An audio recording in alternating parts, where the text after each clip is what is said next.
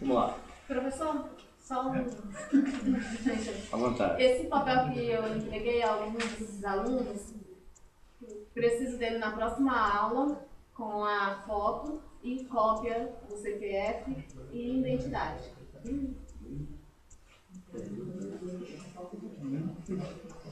Vamos lá, então. Introdução a Eclesiastes. Vamos lá. Primeiro, o significado do nome, né? A palavra Eclesiastes, ou seja, o nome que nós temos na Bíblia é qual? É Eclesiastes, né? Essa palavra que dá nome ao livro, ela é uma palavra que vem do grego, né? Por isso eu botei aqui o significado no grego. Inclusive a nossa palavra igreja vem dela, né? A palavra igreja do grego eclésia significa chamados para fora, significa uma assembleia reunida ao ar livre.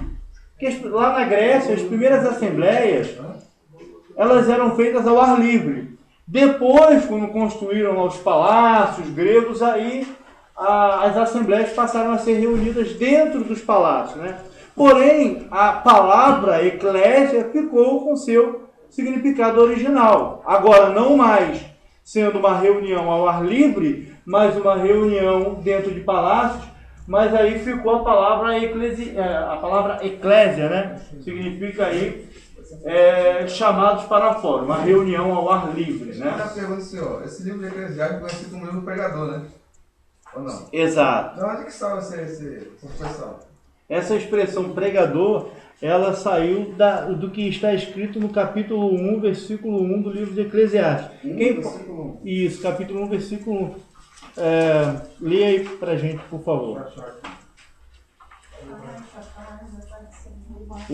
Vai ser o minha irmã. Capítulo 1, versículo 1. Versículo 1 e versículo 2 também. Vamos lá.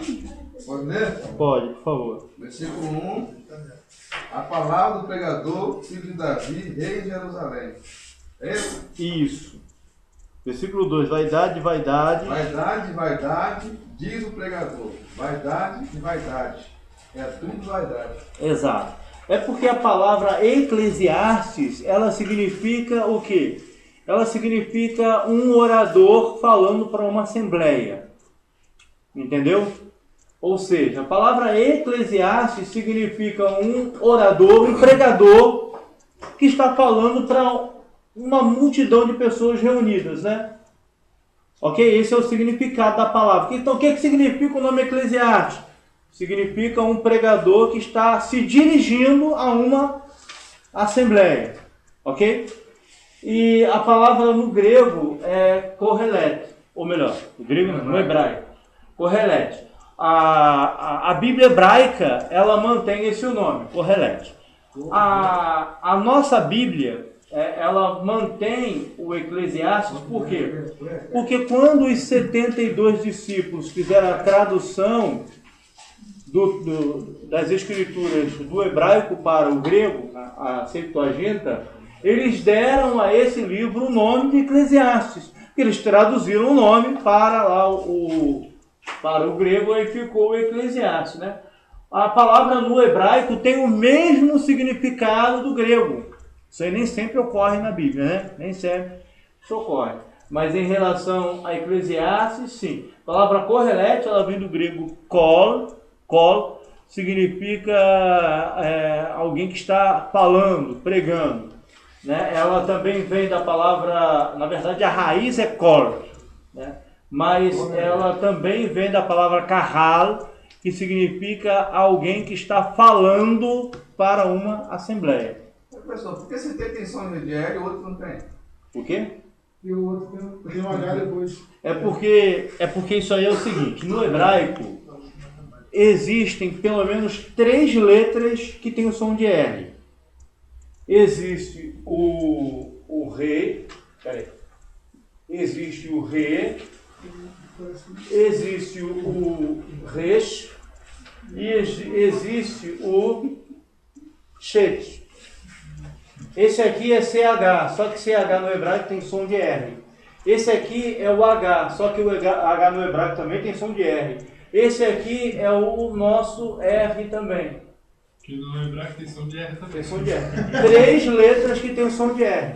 Três letras? É. No caso, esse aqui, aquela palavra ali lá no hebraico, é isso aqui. Aquilo ali no hebraico, Correlete?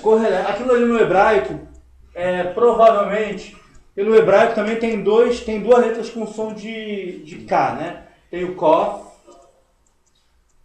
e tem o Kol, que é esse aqui, o Kol, né? 2 letras têm som de K. Bom. Aprendeu lá no hebraico. Caraca, eu acho legal, show de bola isso aqui. Correlete no hebraico, aí, pode ser que eu esteja enganado porque eu não li lá no hebraico essa passagem, né? Eu só tenho a Torá em hebraico em casa, só os primeiros 5 livros da Bíblia. A Taná toda eu não tenho. O que é Taná? É o nome lá da Bíblia no hebraico, né? Aí, se não me engano, e outra coisa, o hebraico se escreve da direita para a esquerda, né? É diferente do português. Isso. Provavelmente está escrito assim. O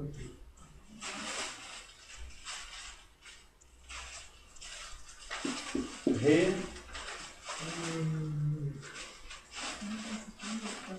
Lé. E aí tem o. Pô, vejo uns troços desse, eu não sei se vai ficar alegre ou triste, que eu sou brasileiro. Provavelmente é assim. O Kol. Esse aqui é oriental, né? O nosso é ocidental. O Kol, né? O Vav, só que o V do hebraico, ele pode ter som de O, pode ter som de U. Um pontinho em cima e tem som de O. As vogais no hebraico é isso aqui, gente, ó. Só que esses pontinhos aqui. Os pontinhos que indicam que é vogal? As vogais no hebraico. Porque o hebraico é um texto consonantal. Bom, eu fiz isso aqui só para mostrar para vocês como se escreve aí no hebraico. Né? Mais ou menos como se escreve no hebraico essa palavra. Né? Mas é isso, vamos lá. Bom, palavra correlete então significa alguém que está se dirigindo a uma assembleia, né? Alguém que está discursando para uma assembleia, exatamente como está aqui na tradução, que é um pregador, né? Vamos lá, tema e assunto. Qual é o tema do livro de Eclesiastes? Como a gente identifica um tema de um livro? Quando essa palavra ou expressão aparece mais vezes. Tem a palavra que mais aparece, são as palavras que mais aparecem. Vaidade, não? Exatamente, vaidade. A gente vai ver essa palavra vaidade 37 vezes em Eclesiastes. Professor, o que é nulidade? Nulidade. Nulidade é você anular alguma coisa, invalidar. O que está escrito na Bíblia aqui, ó? A nulidade da vida parte de Deus. O tema. A nulidade da vida. Nulidade. A nulidade da vida a parte de Deus. Ou seja, a vida sem Deus é nula. Não existe vida plena sem Deus. Desviado de Deus. Né? Então, o tema do livro de Eclesiastes é vaidade. Ocorre o quê? 37 vezes no livro de Eclesiastes. E aí um livro que tem apenas 12 capítulos... Quantas vezes? É coisa pra caramba. 37 vezes. A palavra vaidade aparece no livro? No livro de Eclesiastes. Isso é importante. O quê? O versículo tem 5. Exatamente. No segundo, vaidade, diz o pregador, vaidade, tudo é vaidade. 5 vezes só no versículo 2, né? E ele vai repetir, ele vai falar, isso é vaidade, isso é vaidade. Só que o que significa vaidade no livro de Eclesiastes? Às vezes a gente pensa que vaidade é o irmão andar todo estiloso, o pregador andar com aquele sapato todo colorido, né? As irmãs se maquiar e tudo na hora de culto. Não, vaidade aqui não é isso. Né? Vaidade aqui não é isso. Vaidade aqui significa coisas passageiras. Tá? Então, vaidade no livro de Eclesiastes não tem o mesmo sentido que a gente dá aqui. Que é aquela pessoa que gosta de se arrumar, né, que mantém o cabelo sempre bem arrumadinho, bem cortadinho e tal. Não é isso. Vaidade aqui é coisas passageiras. Então tudo é passageiro no livro de Eclesiastes. Tá?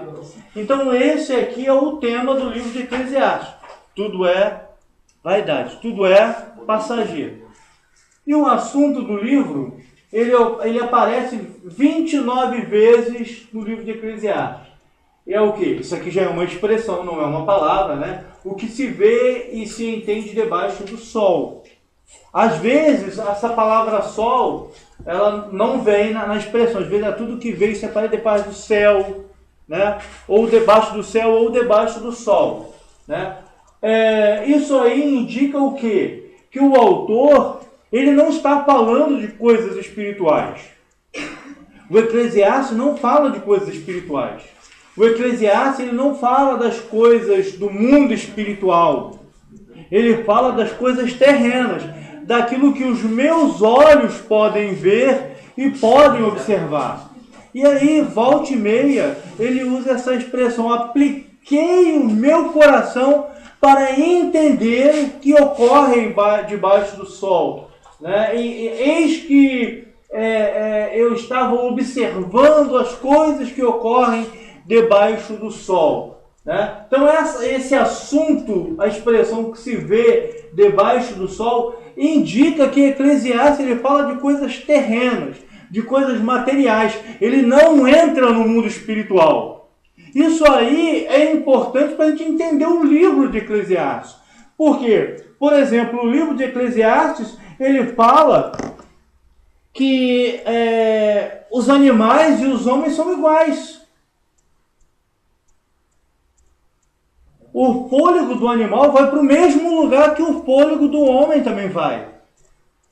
Quem te garante que o fôlego do animal vai para um lugar e do homem vai para o outro? Desce ou sobe? Obrigado, né? Ou seja, ele não está falando do fôlego que é o espírito.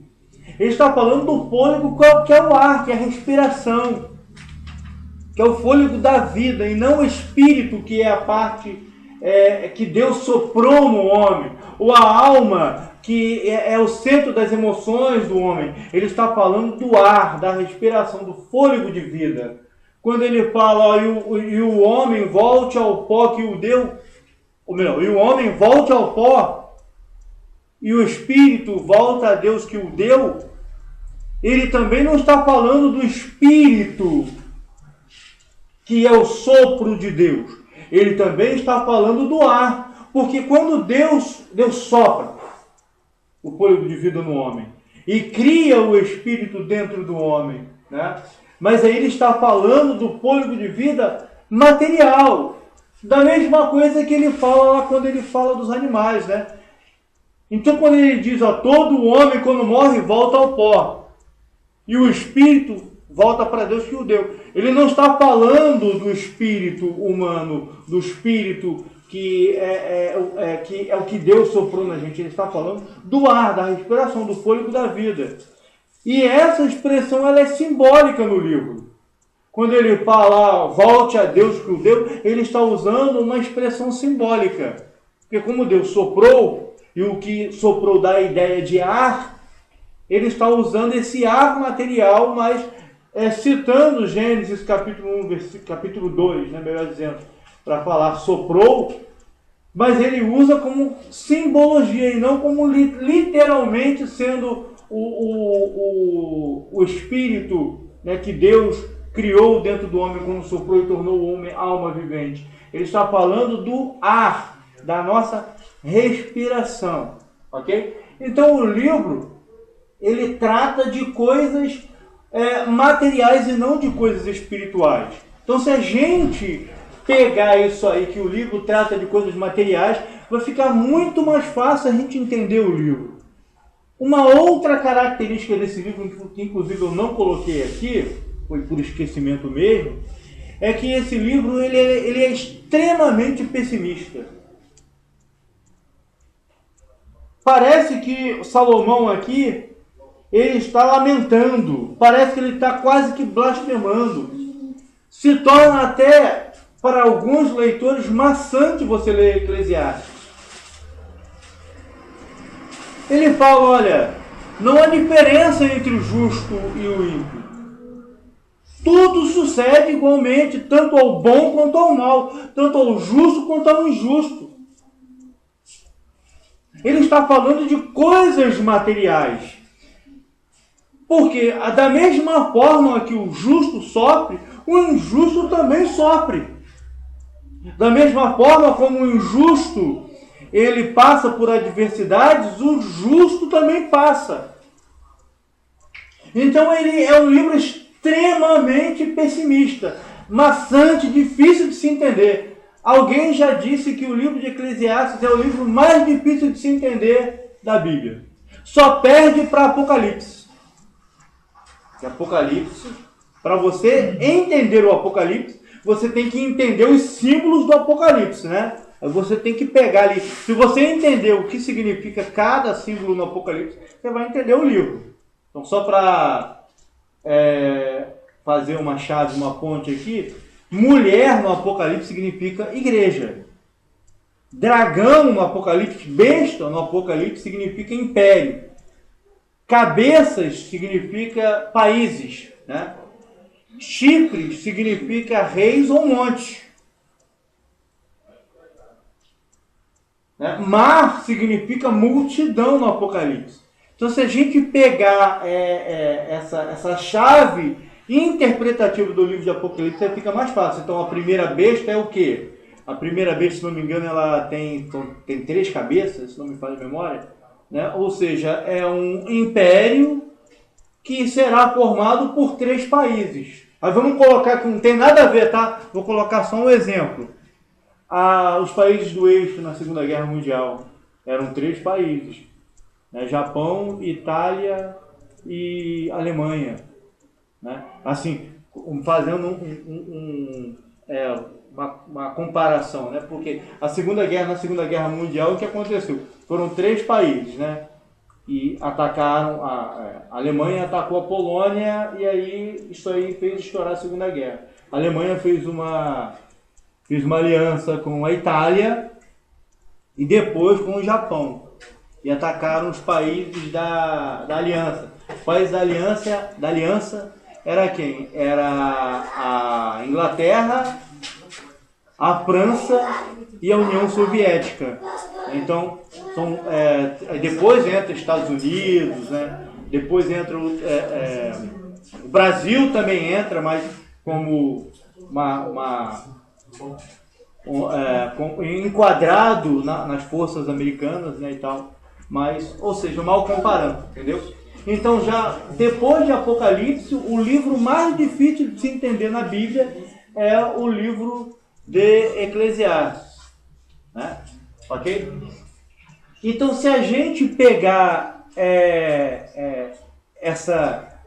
esse tato aí de compreender que o livro do Apocalipse trata das coisas terrenas e materiais, a gente vai conseguir entender por que ele é tão materialista, por que ele é tão pessimista, porque às vezes parece que ele te deixa para baixo, né? Então a gente precisa aprender isso aí, não? O livro, no início, tem autores que são assim, já leram algum livro que tem autor assim? Tem um autor, quando você está lendo o livro, dá até vontade de você fechar o livro e ir embora. Professor, posso pedir para o senhor voltar só um pouquinho quando o senhor fala aí que o justo e o injusto, eles sofrem da mesma forma, é isso? Que o livro quer dizer, Isso, mas tem um porquê. O justo e o ímpio sofrem o mesmo porquê. Além do sofrimento, lá do luto, do desemprego, enfim. O que Salomão quis dizer é que todos vão morrer. Está no capítulo 9 do livro de Eclesiastes.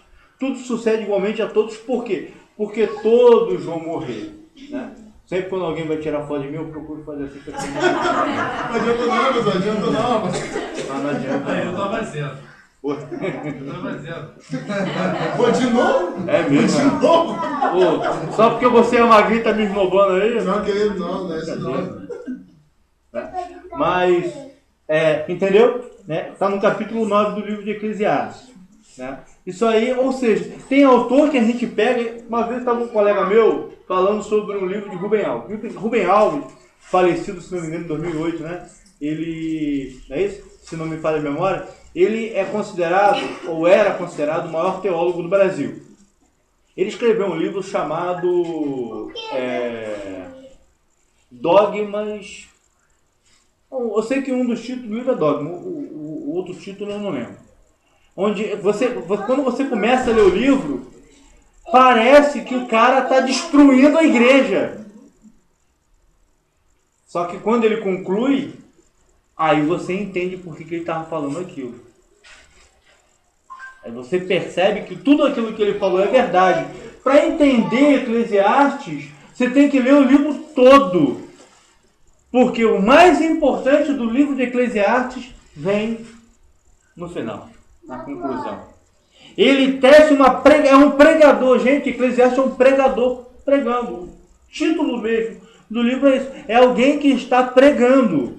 Então ele começa a pregar, aí depois ele fala, mas o fim de tudo é isso aqui. Aqui. Quem já leu o Eclesiastes com um pouco mais de atenção já pegaram, né? Isso que a gente isso que a gente falou aqui em relação à conclusão. Então, se a gente entender essas coisas, vai ficar muito mais fácil para a gente compreender melhor o livro do Apocalipse. Né? Terceira parte aqui, lugar, autor, lugar e data. O autor é Salomão. Né? Está dito, a tradição judaico-cristã indica que quem escreveu o Eclesiastes foi Salomão. Porém, tem algumas divergências, tem autores que diferem. Na verdade, os críticos, eles procuram. Na verdade, existem dois tipos de crítica na Bíblia, né? Existe a crítica literária e existe a crítica textual. A crítica literária procura desmentir aquilo que a Bíblia fala. E a crítica textual, ela confirma aquilo que a Bíblia fala. A crítica literária, ela trabalha com o estudo crítico da Bíblia. A crítica textual, ela trabalha com estudos de manuscritos para se datar aqueles livros e tal. Então a crítica literária vai desmentir. A crítica literária vai dizer, isso está no nosso livro texto, que não foi Salomão que escreveu o livro de Eclesiastes, que foi escrito depois do cativeiro babilônico, que ninguém sabe quem escreveu. Atribui-se a alguém. Porém, se a gente pegar o livro para ler, a gente vai perceber que quem escreveu foi realmente o Salomão. Quer ver? Eu vou pedir para um irmão, primeiro irmão ou irmã que achar, lê para a gente, por favor. Eclesiastes capítulo 1, versículo 1. Eu vou pedir a outro irmão, vamos fazer uma coisa, irmão Roberto, lê o capítulo 1, versículo 1. O jovem Gabriel, lê o versículo 2, por gentileza. Não, versículo 12, por gentileza. Versículo 1, pode ler? Não, segura só um pouquinho. O que? 2,9? É o 1,12. 1,12. O meu irmão ali que está do lado do Roberto, Claudinho, lê pra gente capítulo 2, versículos 9, ao menos 3 capítulos que dá para ler. Depois, porque se for muito aí já toma um pouquinho mais de tempo. Aí eu vou pedir por gentileza o irmão Tiago, lê pra gente aí 1 Reis, capítulo 3. Aí você pode ler, são só 3 versículos por gentileza. Roberto, já achou? Pode ler o primeiro? Pode ler o primeiro. Versículo primeiro? Isso. Palavra do pregador, filho de Davi, rei de Jerusalém. Segunda ou terceira vez que você lê, mas tem um sentido. Tem um sentido. Né? Ou seja, ele está falando palavra do pregador, filho de Davi, rei de Jerusalém. Rei de Jerusalém. Né? Ok. Outro irmão, quem foi o Carlinho, né? Claudinho? Carlinho ou Claudinho? Claudinho. Por gentileza, versículo 12, capítulo 1, versículo 12. Era 2 ou 9? Nós só falou o outro. Quem foi o outro? Foi eu. É o 12. Foi ele. Foi você. Tá. Leu o 12, por gentileza. 1,12. Eu, o pregador, fui o rei sobre Israel em Jerusalém. Ok, obrigado. Né? Claudinho, lê por gentileza capítulo 2, versículos 9 a 11. Eu engrandeci-me e aumentei mais do que todos os que houve antes de mim em Jerusalém. Perseverou também comigo a minha sabedoria. E tudo quanto desejaram os meus olhos, não lhe neguei, nem privei o meu coração de alegria alguma. Mas o meu coração se alegrou por todo o meu trabalho. E esta foi a minha porção de todo o meu trabalho. Eu olhei para todas as obras que fizeram as minhas mãos, como também para o trabalho que eu, trabalhando, tinha feito. E eis que tudo era vaidade e aflição de espírito, e que proveito nenhum havia debaixo do sol. Ok, obrigado. O outro irmão é o irmão... Isso. Primeiro Reis, capítulo 3, versículos 9, aí pula o 10 e o 11, vai para o 12 e depois o 13, por favor. Vai pular o 10 e 11. Isso. A teu servo, pois dá um coração entendido para julgar a teu povo, para que prudentemente discirna entre o bem e o mal. Porque quem poderia julgar este teu grande povo? Tão grande povo. Você vai pular para o 12? Isso. Eis que fiz segundo as tuas palavras. Eis que te dei um coração tão sábio e entendido, que antes de ti teu igual não houve, e depois de ti teu igual se não levantará. E também até o que não pediste te dei, assim riquezas como glória, que não haja teu igual entre os reis, por todos os teus dias. Obrigado. Né? Ou seja, os críticos, eles vão dizer que não pode ter sido Salomão quem escreveu o Eclesiastes, porque ele coloca no passado, ele coloca as coisas, fui rei sobre Israel, né? Apliquei meu coração. Só que esse argumento é muito fraco para se dizer que não foi Salomão quem escreveu o livro, porque olha só, o texto diz que ele era o escritor do Eclesiastes, ele é filho de Davi e rei de Jerusalém. Aí quando você lê filho de Davi, rei de Jerusalém, você pode pensar, poxa, então pode não ter sido Salomão, porque seria aqui talvez um descendente de Salomão, que foi rei de Jerusalém só sobre Judá, após aí a divisão do reino de Israel em reino do norte e reino do sul, né, que ocorre lá nos dias do filho de Salomão. Pode não ser Salomão, pode ser o filho dele ou o neto dele, por exemplo. Aí quando você pega a segunda referência, versículo 12, no versículo 12 ele vai dizer, olha, eu, o pregador, venho sendo rei de Israel em Jerusalém. Você vê que ele não é rei só de Judá, ele é rei de todo Israel. Ele está falando do quê? Do reino unificado de Israel, né? Então, aqui já é a primeira prova bíblica, né, dentro do texto, que fala que foi Salomão quem escreveu. Capítulo 2, versículo 9, fala que ele era o quê? Ele era o cara mais sábio que existia. Ele aprendeu muito, ele era o cara que... Ele mesmo diz, olha, eu sobrepujei a todos em sabedoria, ou a muitos em sabedoria. Aí quando a gente compara esses textos de Eclesiastes com o texto de 1 Reis, aqui Salomão ele pede o que a Deus? Deus aparece para ele e fala, olha, pede-me o que queres. Salomão está lá dormindo, Deus aparece em sonho para ele e fala, pede-me o que queres. Aí Salomão ele fala, olha Senhor, eu te peço sabedoria para governar esse povo. Aí Deus fala o que para ele? Ó, já que você me pediu sabedoria, não me pediu mulheres, riquezas, nem glórias, honras, nada disso. Já que você me pediu sabedoria, você vai ter tanta sabedoria que nenhum outro homem, nem antes de ti, nem depois de ti terá. Eu ainda vou te engrandecer, vou te dar riquezas, mais do que qualquer outro homem aí que existir na face da terra. Então, a passagem de 1 Reis 3, 9, 12 e 13, os versículos, se harmonizam com o Eclesiastes, aí no capítulo 1, capítulo 2, esses versículos aí que os irmãos leram. Então não tem como falar que não foi Salomão quem escreveu. Foi Salomão, sim, que escreveu o livro de Eclesiastes. Então, o autor é o próprio Salomão. Lugar de escrita, provavelmente de Jerusalém, escreveu aí da cidade de Jerusalém, que era a capital, né, do reino de Israel. Quando Davi se torna rei, Davi, o pai de Salomão, se torna rei de Israel, primeiro plano de governo, todo político, época de eleição está aí, né? O que a gente vai fazer antes da gente votar? Vamos ver, analisar o plano aí de governo do candidato.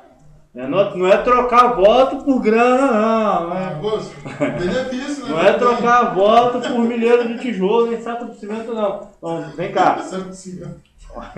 Quem tá em obra, Olha, não prova. então, olha aí, ó, vê o plano de governo aí. Primeiro plano de governo de Salomão, de Davi, aliás.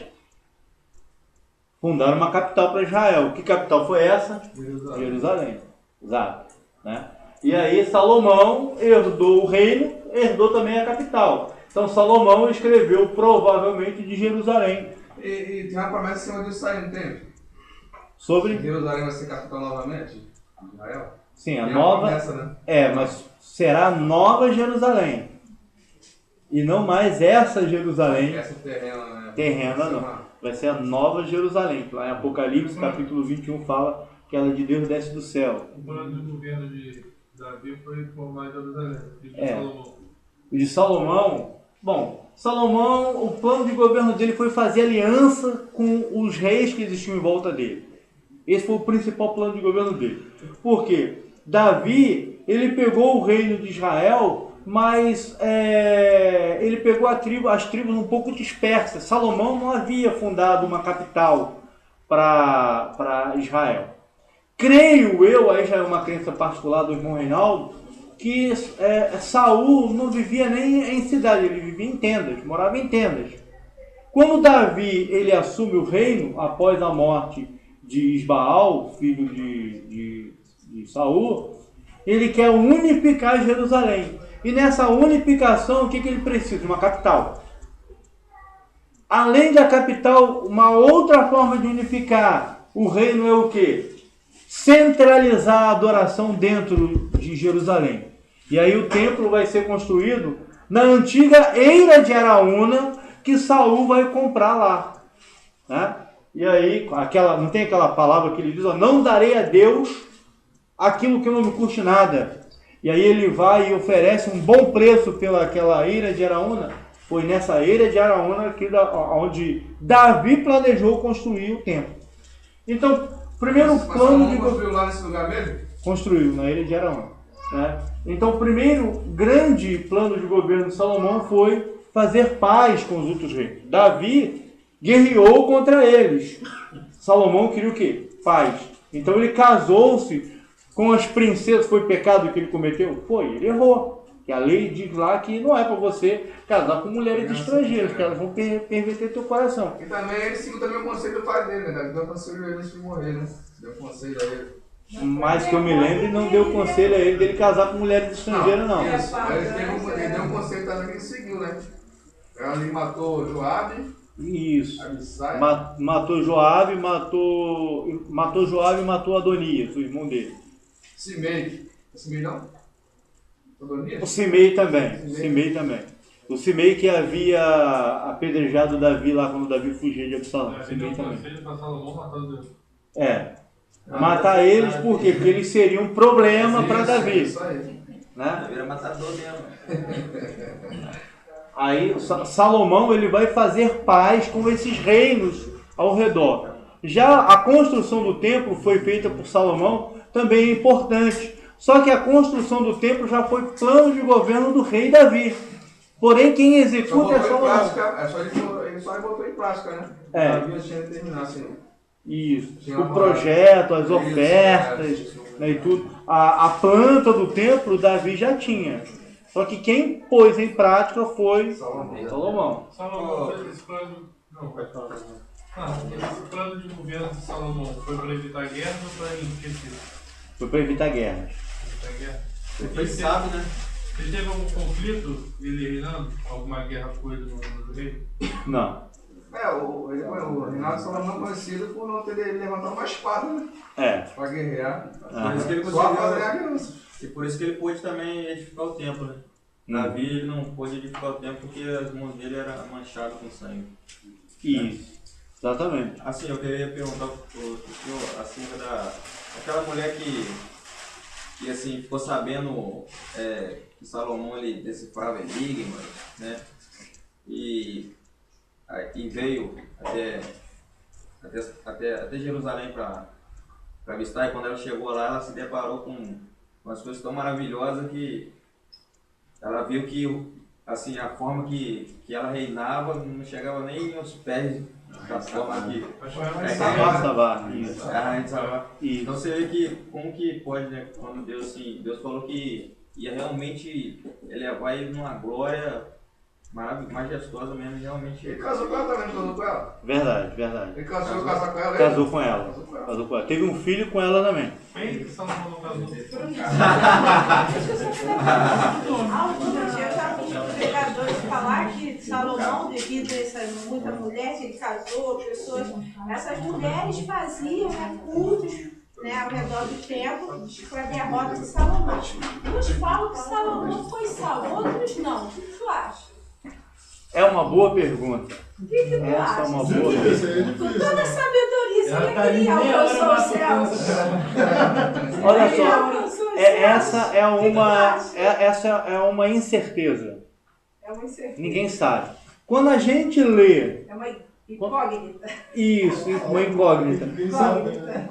Quando a gente lê o livro de 1 Reis, dá-se a entender que ele morreu e não foi salvo, porque a Bíblia vai dizer lá, tanto em Reis como em Crônicas, que ele morreu na idolatria.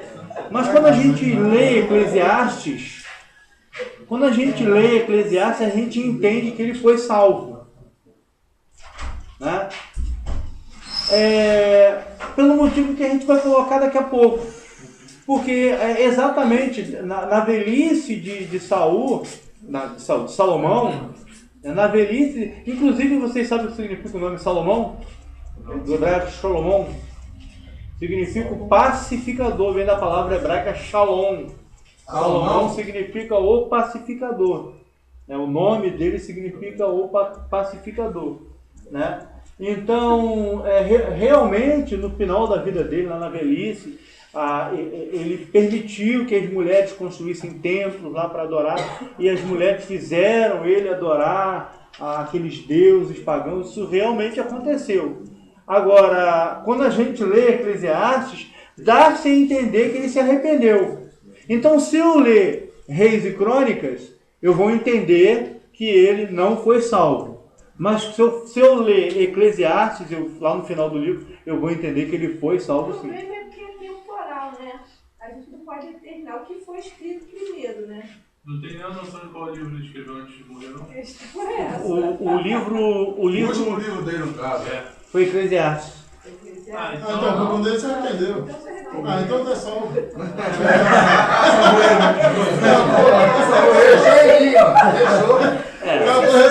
Provavelmente.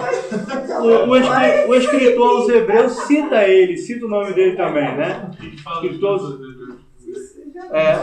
não entendi. Fala o que o escritor Hebreus. Ele fala lá no capítulo 11 sobre os heróis da fé, ele cita Salomão, né? Então, Uma galeria. oi? Deus rosa. Hebreus 11, ele cita lá Salomão. Ele fala sobre a riqueza de Salomão, né?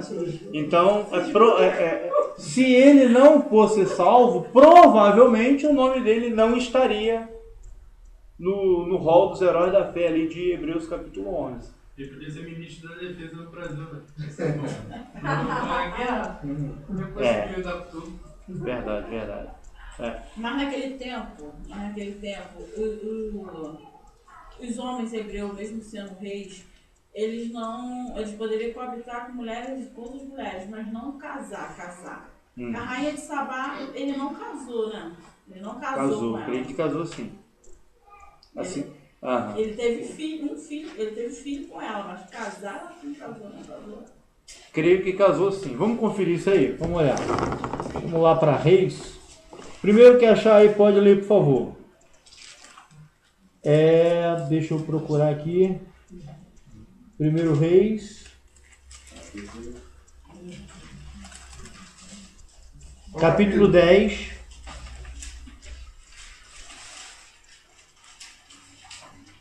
Ele Sabá e Salomão.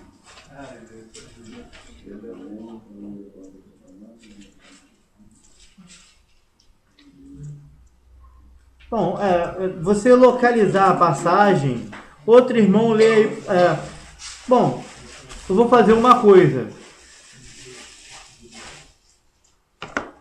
Quem puder ir procurando aí para mim, eu agradeço. Tá? Essa, segundo Crônicas, capítulo 9, versículos 1 a 12. Eu creio que ele casou sim com ela, mas eu não lembro agora qual a passagem, né, que fala. Segundo Crônicas, capítulo 9, versículos 1 a 12. E 1 Reis, capítulo 10, a partir do primeiro versículo. Tá? Eu particularmente, eu não lembro. Isso. 9, 1 a 12. Quem vai procurando aí, por gentileza, enquanto a gente... Capítulo 9. 1 Reis é capítulo 10. Versículos 1. Isso. Só que vamos fazer uma coisa. Quem puder, vai lendo para mim essas duas passagens. Se achar, aí fala comigo. Qualquer coisa, procura na referência. Se alguém puder me ajudar nessa parte aí. Ou a gente pode fazer uma coisa. A gente anota a questão e traz para a irmã semana que vem. Anota aí para mim, por gentileza, no caderno. Então, traz para mim aí, por gentileza, tá? Depois você tira um pedacinho aí da página e traz para mim, por gentileza. Em cima das crônicas? Segundo Crônicas, capítulo 9, versículos 1 a 12. Tá? Então a gente não vai ler porque vai perder muito tempo, né? Mas Salomão teve um filho com ela, que foi o Menelik, né? Então, acreditamos que realmente ele contraiu o matrimônio com ela. A questão dele ter várias mulheres é uma questão muito debatida, né? Muito perguntada. 1000 mulheres, né? Mas haja dor de cabeça para suportar 12 esposas, né? Ele casava, porque eram princesas, né? Ele casava. Verdade. Sou professor. Assim, São 700 são 1000 mulheres, Só que me parece são 300 esposas e 700 concubinas. 300 concubinas e 700 mulheres princesas. Ah, tá, obrigado. São 300 concubinas e 700 esposas. Obrigado. Ou seja, mas mesmo assim, é mulher pra caramba. Ele casou por amor, tá? E amor. Haja mulher. Tipo assim, professor, é bom ressaltar que assim, tem muita gente assim, que lê esse texto e assim, fala assim, caralho, o prostituto, o cara da mulher. Mas é bom ressaltar que ele não tinha todas elas no seu leito, né? Ele não tinha relação sexual com todas elas. É verdade ou mentira? Você dava um beijinho, né? Você dava um beijinho. Mentira. Ele tinha relação com todas elas. Com todas elas? Todas elas. Com 1000 mulheres? Todas elas. Era uma cada dia. Era uma. Vai demorar mais de um ano para você chegar na milésima lá, mas devagar você chega, né? Mas qual o significado? Por que assim? Não, mas forte. Eu acredito que tudo que ele falou não seja errado não, porque se Salomão não teve uma guerra, ele casou com as princesas, claro, para fechar uma aliança com o rei. Então a mulher podia ser feia, bonita, podia ter perna dele, ele queria casar com ela para conseguir a aliança com o rei. Então ele pode não ter casou, não preciso ter relação com ela. Muito bom, cara. Eu já casei, tive um reinado. Tá, mas vamos. Outra coisa. Pai dela. É isso que eu ia falar agora. Ele casou, mas não consumou. Não é Outra isso? coisa. Então consumado a primeira Aí vez. Passado, tinha que consumir o casamento. Isso aí. Outra coisa Daqui a 2, 3 anos de novo. que eu queria assim, saber, já que assim, não foi comprovado na Bíblia, né? A gente está fazendo estamos dizendo sobre isso, que ele tinha relação com toda a por que há essa separação entre concubinas e princesa? Ou concubinas ou esposa? Por que há? É porque as esposas são aquelas com quem ele casava. E só que se eram casava, princesas. mas como assim? Me explica. Não, é com Porque, quem tipo assim, ele... quando você se casa com a sua esposa, você traz ela para sua casa, para o seu leito, Sim. né? Ah, tá. E tinha 300 concubinas. Concubinas quem era? Eram mulheres dele, geralmente eram escravas, eram servas, eram serviçais, que ele também mantinha relações sexuais com elas. Mas aí como comprovar isso? Como comprovar? É porque existia uma lei, tem os achados arqueológicos que foram encontrados na cidade de Ur dos Caldeus, que era a antiga terra de Salomão, né? Nos diz, ali, alguns achados são de tábuas. Como é que os antigos faziam leis? Eram em tábuas de barro. Enquanto aquele negócio estava mole ainda, aí ele pegava uma cunhazinha lá e escrevia. Né? Cuneiforme, vem de quê? Forma de cunha, porque o camarada pegava a cunha lá para escrever e as letras tinham forma de cunha mesmo. Então quando eles foram decifrar aquilo ali, na verdade tem milhões ainda que não foram decifrados, mas os que eles decifraram, eles descobriram que existia uma lei chamada Lei do Concubinato. Ou seja, o homem que era rico naquele tempo, e só o homem que era rico, poderia ter várias mulheres. E ele também mantinha relações sexuais com elas. A gente percebe isso quando a gente lê, por exemplo, o livro de 2 Samuel, e a gente vai ver que quando Aitofel aconselha Absalão a tomar o trono do pai, o que ele fala? Olha, vai se deitar com as mulheres, com as concubinas de Davi, do seu pai. E se você fizer assim, você vai cumprir a profecia que tudo que foi de Davi agora é teu. E aí depois o que Davi faz? Davi, ele não continua se deitando com aquelas mulheres. Ele pega, faz um harém, coloca aquelas mulheres dentro do harém e ele não vai ter mais relações com elas. Por quê? Porque elas tiveram relações com Absalão. Né? Então, ele realmente se relacionava com todas as 1000. Então essas concubinas eram como se fosse casado, porque ela podia ter relação com o outro.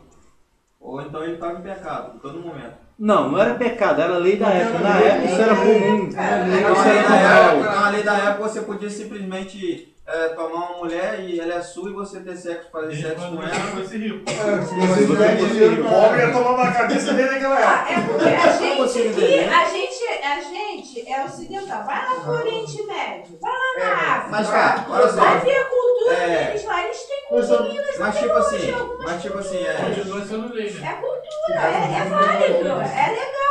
É a lei deles, não é a nossa. E as mulheres lá, vocês... Tipo assim, É lei se eu deles. chegar lá, eu vou ter que respeitar a lei deles. Vai ter um monte de mulher,